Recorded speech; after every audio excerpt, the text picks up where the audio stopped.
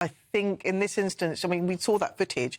I don't think it was like she was getting the usual that she gets. I think it's a massive liberty. I don't think she should have done that. And yeah, no, but I'm saying that she shouldn't have done that. She shouldn't have stuck her finger up. She's in a position where she's meant to lead us, you know, and we follow her example, so to speak, sort of, some of us. And it's just uncalled for. I think it's an absolute liberty. I think if you're an actor or if you're in the limelight because of something, you know, like yourself, you're a comedian, or if you're a reality star, I think you're in more of a position to sort of stand up for yourself in that way because it's less frowned upon, but I just think it's an absolute liberty. I understand that she was going through stuff, but she should have stayed at home.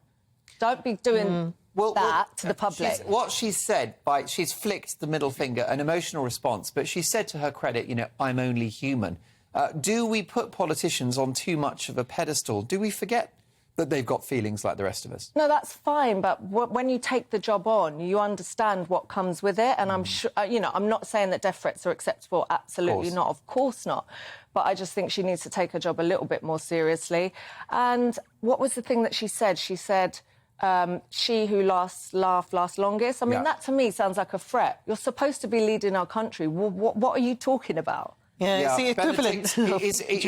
Is this rule that you can't essentially have a go at the public exclusive to politicians? I don't actually agree with this. I think she was well within her rights to give a bit of it back. And I think, if you spend a lot of time in Westminster, you'll see that actually there permanently are camped out people who protest, but they're not actually there to protest. They're there to be a nuisance, and they're political junkies, and they're people who actually, you know, for whom their causes or their political tribe is very important, and it does cross the line frequently. And yes, I understand, you know, people who are politicians, they're elected officials, they're supposed to set a certain standard. However, this isn't the 18th century where it's just because somebody has the word servant in their job, you can verbally berate them or something like that. Or, you know, it shouldn't be like that. And I think, actually, if we expect our politicians to set a very good standard, you can't then treat them like scum, even if you do actually think they're scum. But this is the thing. Andrea Jenkyns is not a particularly high-profile government minister. She's not somebody like Boris Johnson, say, who carries a lot of baggage. Well, he's not high-profile either anymore.